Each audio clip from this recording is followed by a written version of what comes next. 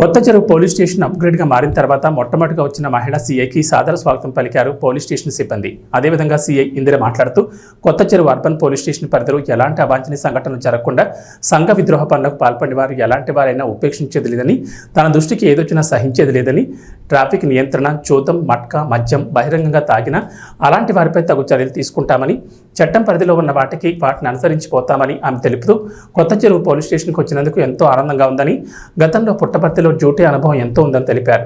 అదేవిధంగా నాకు ఈ అవకాశం ఇచ్చిన డీఐజీకి, జిల్లా ఎస్పీకి, డీజీపీ గారికి మరియు పల్లె రఘునాథ్ రెడ్డి, ఎమ్మెల్యే పల్లె సుందరారెడ్డికి కృతజ్ఞతలు తెలిపారు.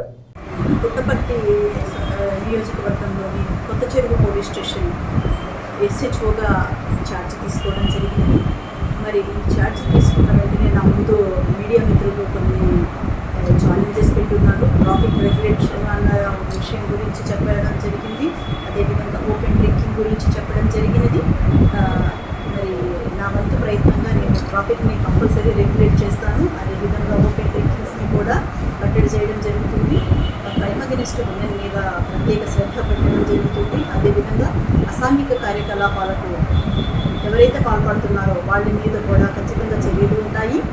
అదేవిధంగా ఇంకొక విషయానికి వచ్చినట్లయితే ఇక్కడ ఏవైతే ఇష్యూస్ ఉన్నాయో వాటి గురించి ఖచ్చితంగా నేను ప్రత్యేకమైన శ్రద్ధ తీసుకోవడం జరుగుతుంది. నా స్టాఫ్ ఉన్న సోర్స్ని బట్టి నేను ఇక్కడ ఖచ్చితంగా చట్ట పరిధిలో ఇంప్లిమెంట్ చేయడానికి నా వంతుగా నేను ప్రయత్నం చేస్తాను. అదేవిధంగా ఈ అవకాశాన్ని కల్పించిన మా డీఐజీ మేడం గారికి, ఎస్పీ మేడం గారికి, అదేవిధంగా ఎమ్మెల్యే మేడం సింధూరా మేడం గారికి, కృష్ణకిషోర్ రెడ్డి గారికి, పల్లె రఘునాథ్ రెడ్డి గారు, మాజీ మినిస్టర్ గారికి ప్రత్యేక ధన్యవాదాలు తెలియజేస్తున్నాను.